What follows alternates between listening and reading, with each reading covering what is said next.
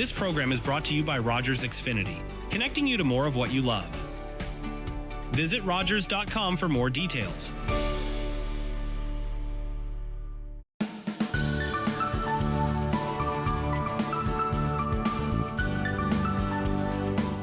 Hello, everyone. Welcome to another episode of At the Heart of Business. I'm your host, Judith Tate. At the Heart of Business is a conversation with women in business discussing their challenges and successes.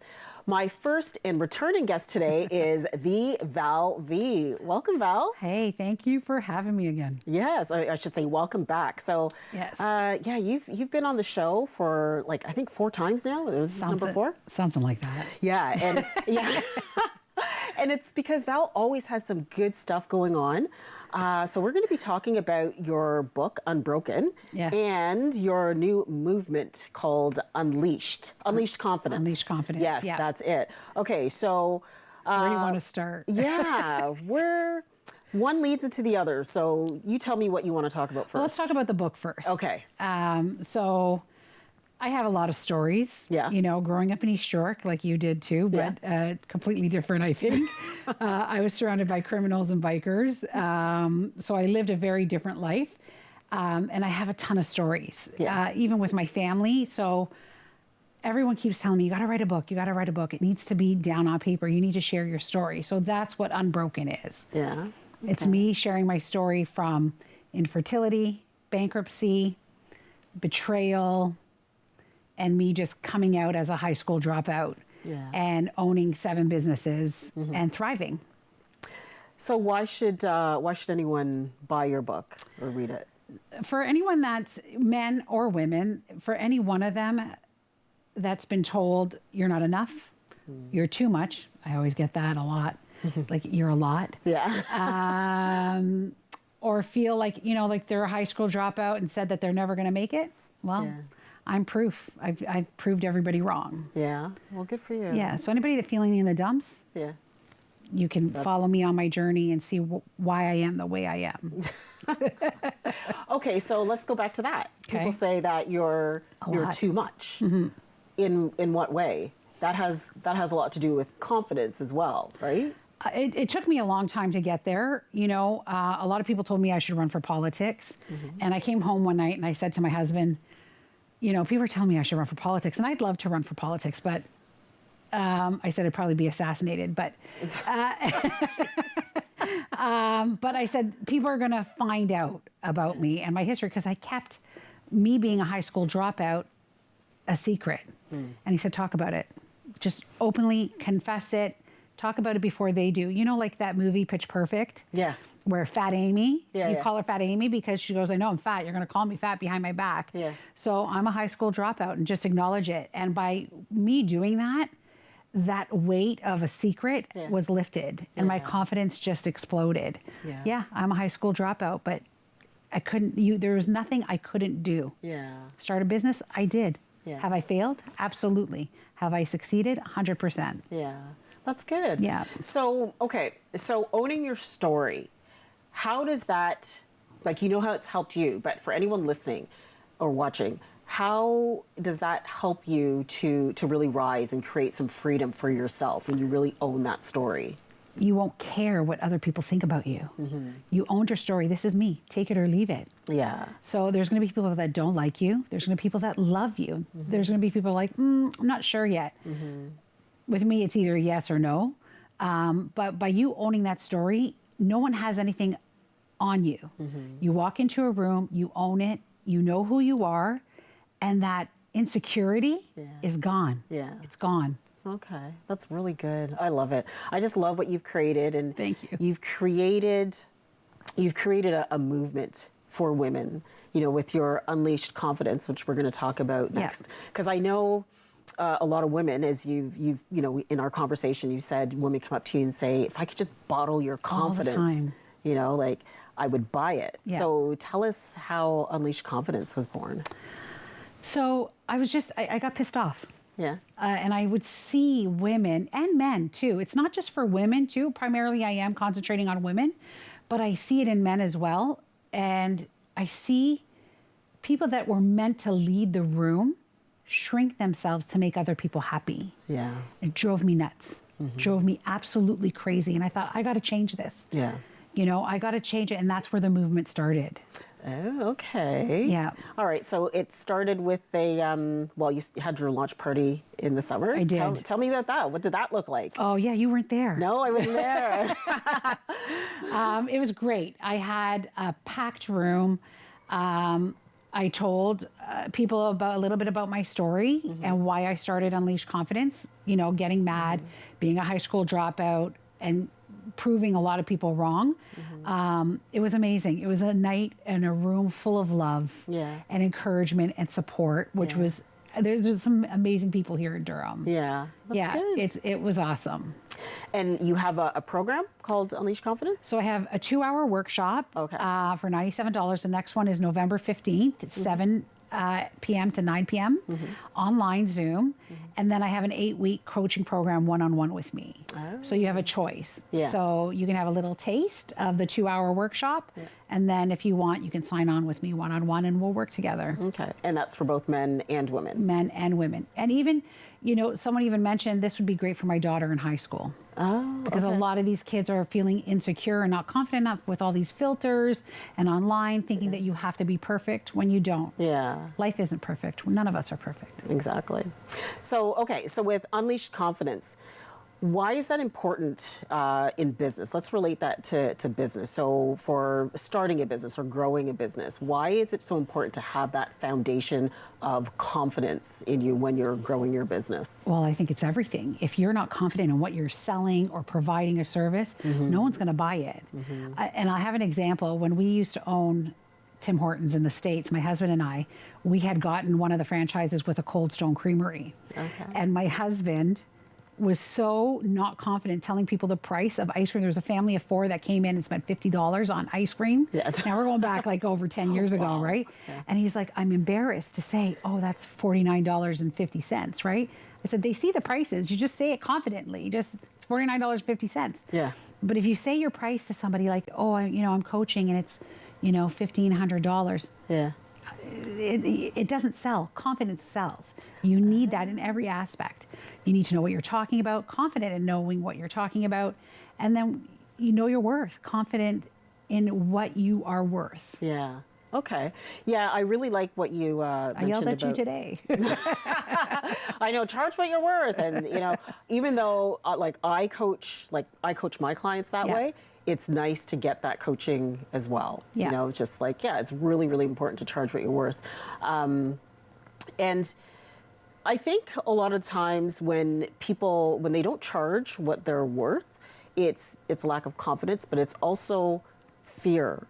And one thing that I really, that I try to express to my clients as well is that people, you don't want to charge according to what you think people can pay. You want to charge according to your value. Well, you said a word, fear. Yes. So if you're doing anything in fear, it's not going to work. Yeah. Then you're going to start reducing your price. Then you're going to lower your value. If you're afraid to say your price and those people aren't, no matter what, those people are not your customers. Exactly. No matter what, no matter how much you try. The people that want to work with you are going to come to you and pay you. Yeah. And that's just reality. Yeah. So don't stress over the people that'll never be your customers. Very good point. Never. Very good point. Yeah. All right. So when it comes to any challenges, like with this new direction that you're going, have you faced any challenges with this? I face challenges all the time. I think my biggest challenge is maybe sometimes myself. I've now documented everything, well, a lot of the things that I've gone through in the book. And now it's for the world to see. Yeah. So now I'm preparing myself for what's to come. Yeah. So, this is years in the making. Yeah. And I was hesitant in putting it out there. So I think myself is the biggest hurdle. And does it feel really good now that you put it out there? I cried when I saw the book. When I opened up the box, I cried. And, I cried even writing it throughout the whole process. Okay. Because there's stuff that you kind of don't want to remember that you went through. Yeah. But they're my scars. Yeah. And I wear them proudly. Yeah. and they made me who I am today. Yeah. I am who I am because of the stuff that I went through in that book. And it's really important for people to, to see that and to read that, because they can identify with you and your stories. Yeah. And they can see and feel that if she went through it and got through it, got to the other side, I can do the same. Yeah. Yeah. I had somebody come up to me, and we were talking about bankruptcy. A lot of people are losing their houses right now because of the economy and whatever. I've been bankrupt. We've lost houses, we've lost cars, we've lost everything. We've had no money, sometimes for even food. And I just want people to know that it's just money. And I know that it's everything, but at the end of the day, you made it once, you can make it again and again and again. Yes. It's just money. As long as you have your family, your health, that's all that matters. Do you believe that there was a certain energy to money in achieving it? I don't always think it's good. Okay. Right? Because I think it makes a lot of people do a lot of nasty things. Yeah. Hence the betrayal in my book. Yeah. When someone really good, one of my best friends, ripped us off, but because of that negativity, it turned me into a new business. It turned me towards a new business that gave me the best life ever. Yeah. So if I were to see her today, I would actually thank her for ripping me off. Oh. I really would. I really would. That's good. Thank you for that experience, because you gave me the best life. Yeah, that's good. When it comes to business strategy and managing, multiple businesses, because do you have a strategy? Or? No. No? Okay. So your strategy is no strategy. Yeah, I just do it. It just, you know what, my husband and I have created these businesses. Not all businesses I run myself. Tony runs some of them. Yeah. And they just run themselves right now. So we've gotten to the point where it just goes. Yeah. A few blips here and there, but that's it. Yeah. It just works. So how do you get to that point where a business just runs on its own? Because I think a lot of people, they become, like, their business is a job because, like, it runs them. Yeah. And they're a slave to it, 24/7.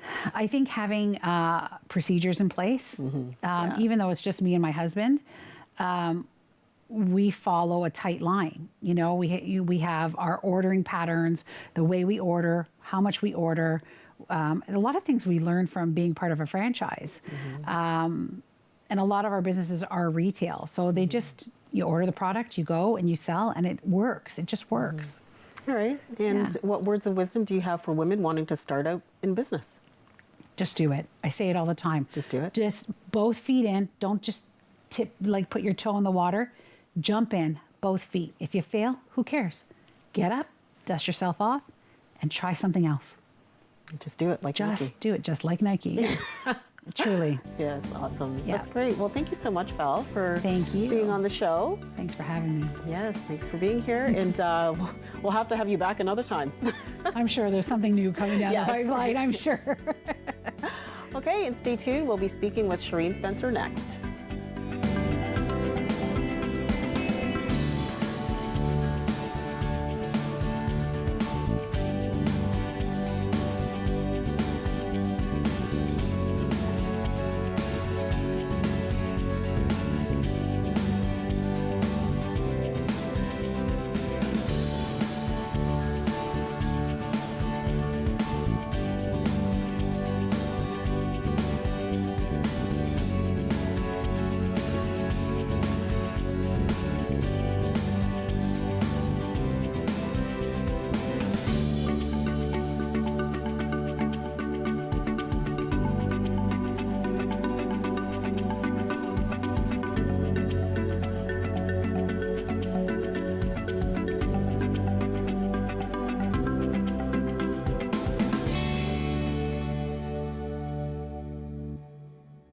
Thursdays. These cases are hard. It's okay if you don't want to fight, because we are going to fight for you.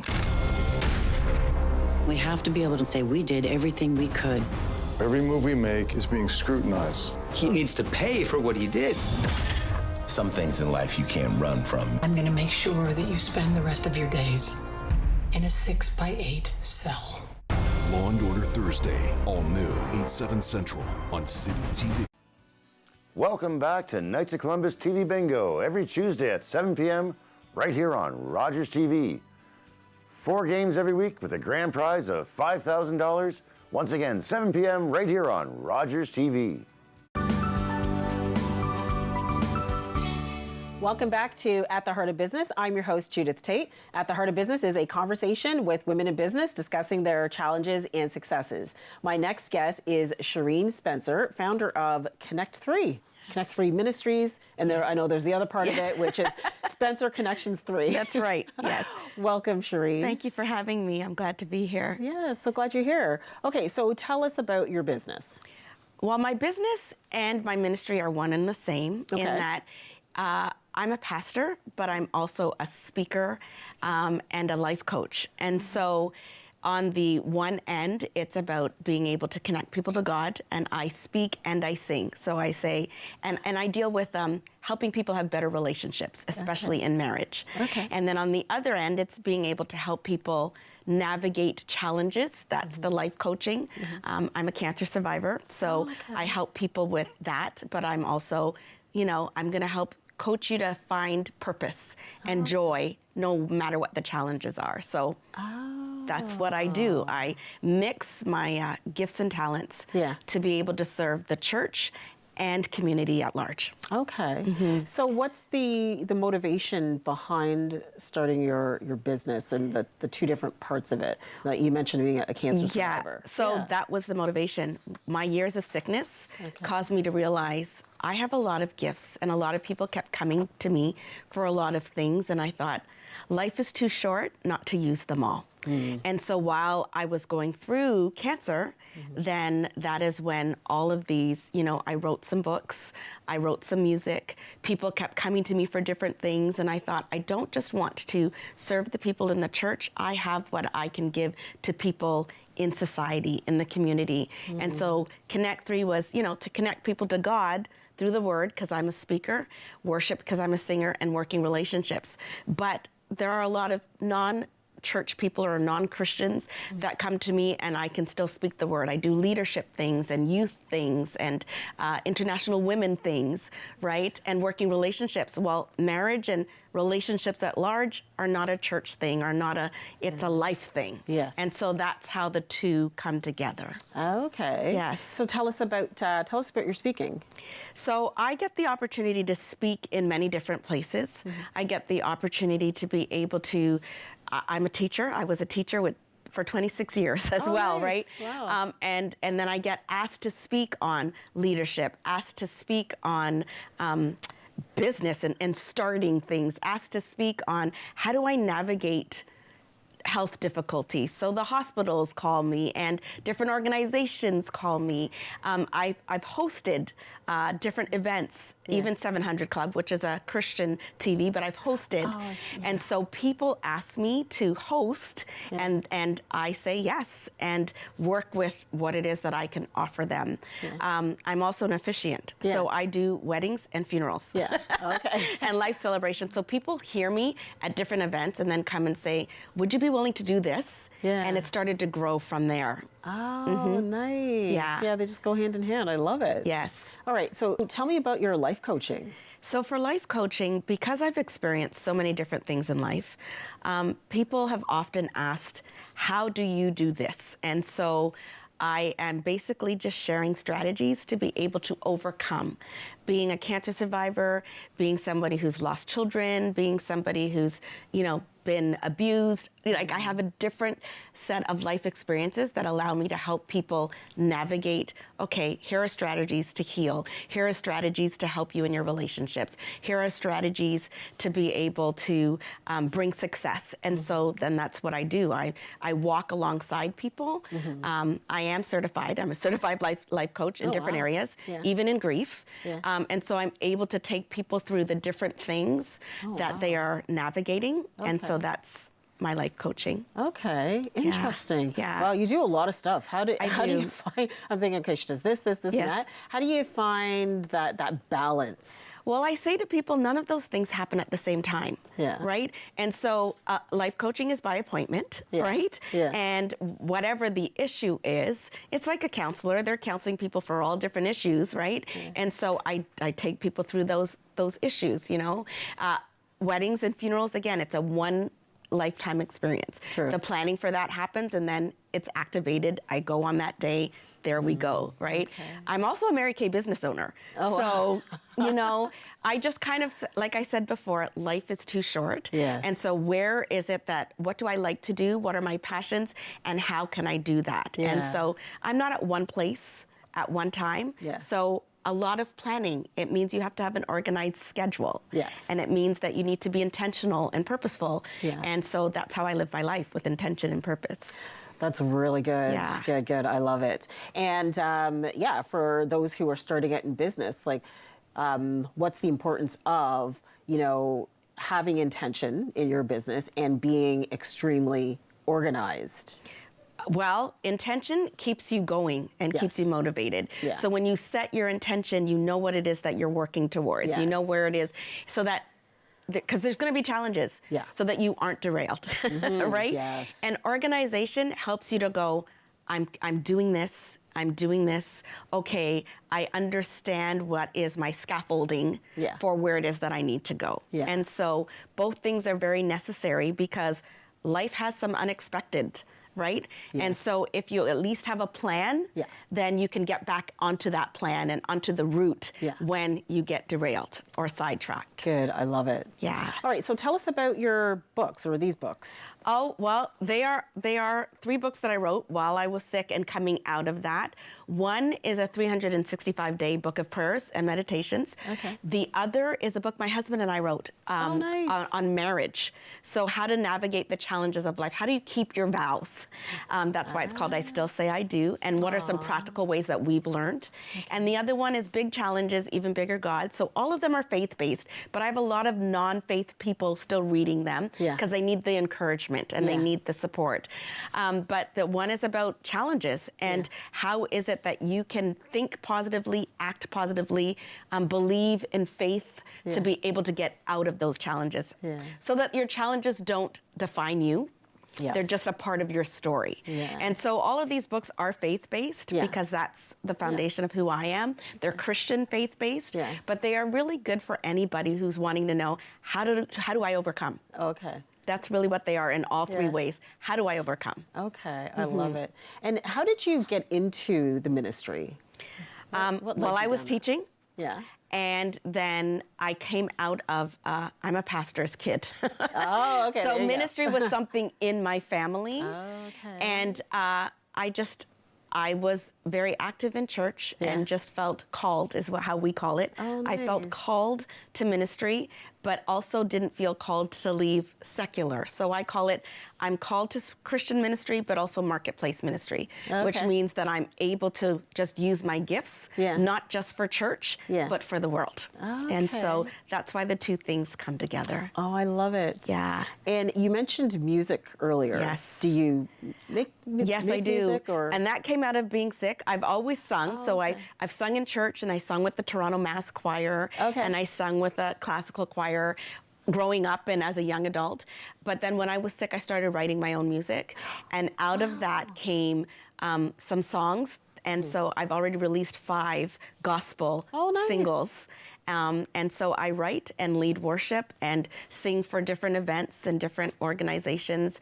And so I've been singing since I was a little girl, and I love to. It's an expression for me that keeps me joyful. And, oh my goodness, I love it. I love gospel music. Yeah. It's one of my most favorites. It's just, there's just something so calming and peaceful about it. Yeah, well, you know, I believe that faith does, and that God does help people get calmed. Yeah. I mean, most of your major artists out there came out from the gospel world. Yeah. I'm staying in the gospel world, but yes, I do write and sing gospel. Okay, what's your favorite song?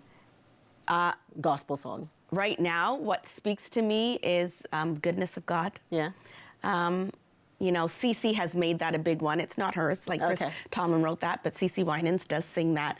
And it just speaks to me because life has been hard and challenging, but I know that there's a God who's faithful. So the goodness of God is one of those that other people would know. Yeah. Yeah. Can you sing us a line? No. No? I was hoping, I was hoping she'd say yes. Okay, I'm putting you on the spot there. Yeah. I haven't drunk my water, but, I know. you know, I could say, and all my life you have been faithful. And all my life you have been so, so good. With every breath that I am able, I will sing of the goodness of God. Oh my goodness, that was beautiful. Thank you. Well, that's without warming up. Yeah. But God is faithful to me, and I love him. I love it. Thank you for singing us that. Well, thank you for putting me on the spot. Okay, so when it comes to, say, business insights and, Yes. and strategies, Yes. what would you say has been your go-to strategy? Surround yourself with people that know how to do the things you don't.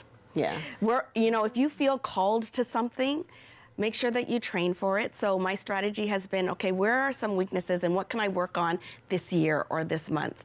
But also, what are the things that I know I need for this business, but I can't do it, because we can't do it all. Yes. And so you find your team. Yeah. You find who are you going to surround yourself with that will support you, make you look good, yeah. and make what it is that you're doing look good, because you want it to be able to be foundationally secure. Mm-hmm. And so for me, that has been a great strategy. Learn some new things, but surround yourself with a team yeah. and with people that know how to do what you can't. Because really, even any business needs a team. Yeah. Yeah. Exactly. I love it. Yeah. That's so good. Yeah. All right. So what's looking ahead? What's Yes. next for you? For me, it's just continuing to develop.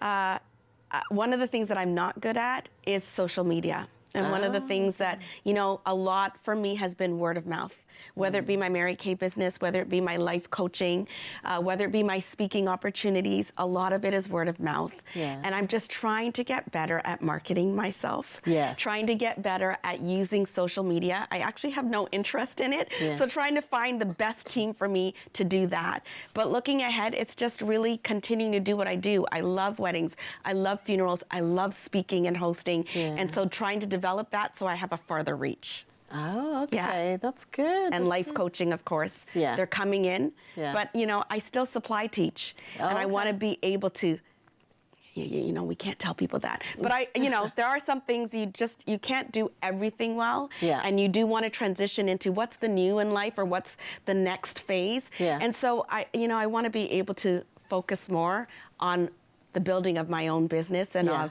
of supporting people in those ways. Yeah. And that's what's next for me. Okay. Mm-hmm.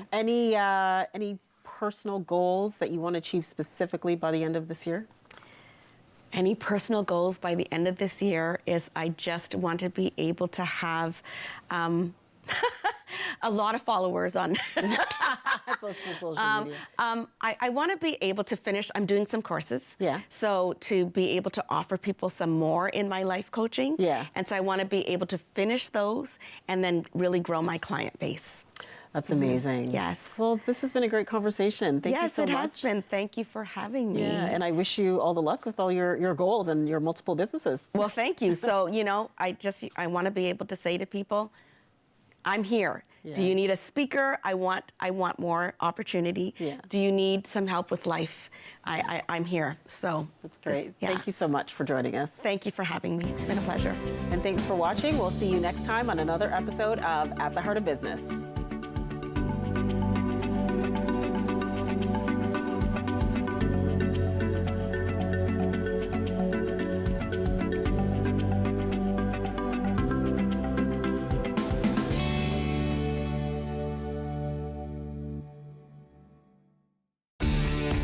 Connect with us by visiting our website or email us at comments@rogerstv.com.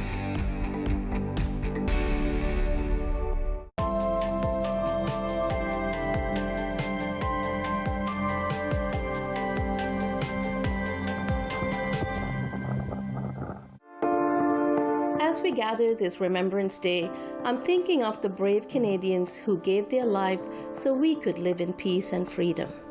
Especially